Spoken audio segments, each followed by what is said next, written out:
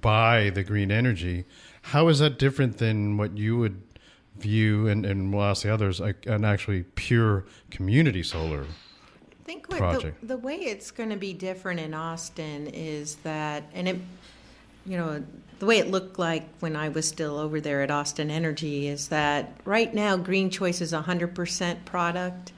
So you sign up for Green Choice, which is some wind product, and you sign up for all your energy then is coming through the Green Choice. Correct. So okay. So all your consumption, let's call it kilowatt hours, you apply that Green Choice price to it. Right, and it's a fractional cent per kilowatt hour premium. And so I think what I'm hearing is that when you buy blocks, you don't have to cover 100% of your usage. You get to actually budget what are you willing to pay, right, and then do some percentage of your consumption with solar. Which is one a of the community things we're trying to educate our community around is if you look at in the competitive market, you see renewable programs everywhere.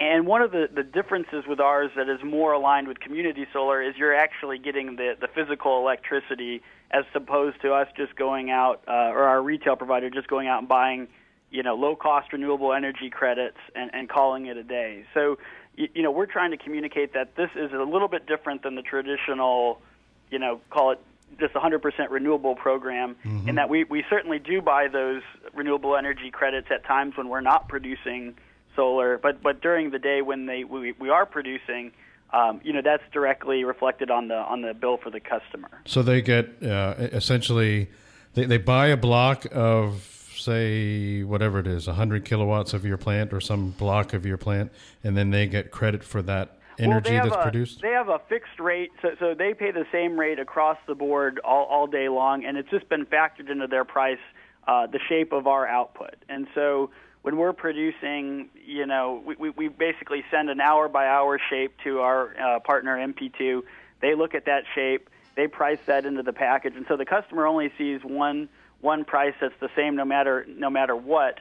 But of their plan, that chunk of whenever we're producing, their proportionate share, which might be 3 or 4 kilowatts, the equivalent of having that on your roof, is factored into their bill. I see. Well, that's really interesting. And Joey, I guess I'm really impressed that you have taken it upon yourself to do a community solar project in a competitive market. And when I was planning for this show, I was thinking, well, it would be the usual suspects of municipal utilities and cooperatives.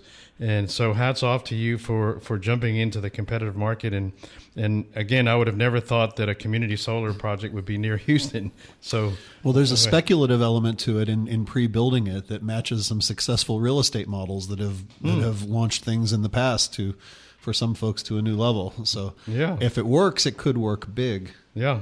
Well, good. So let's move to Peter and Perdonalis. How does your actual, the new community program that you've put into place work? Sure. So I'll just back up a little bit and maybe just give a little bit of history. We've had members who've shown interest in solar. One of our goals is to have a diverse portfolio.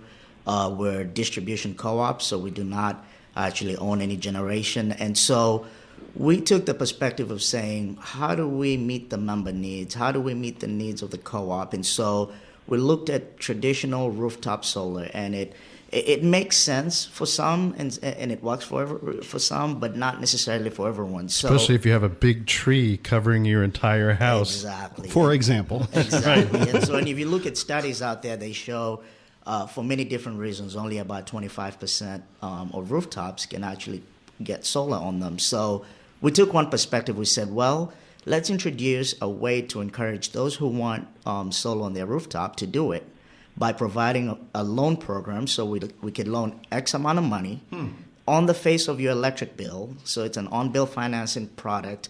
As an electric co-op, we have access to very low capital, and so we could turn around and loan this money to the members at a very low.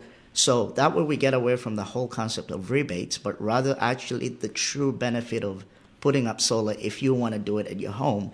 And so that was one route, and we said, that's great. We launched that program. It's been about 4 months now, or 3 months, and it's going well. We've had a lot of applications, and it's exciting. But then we took the perspective of saying, now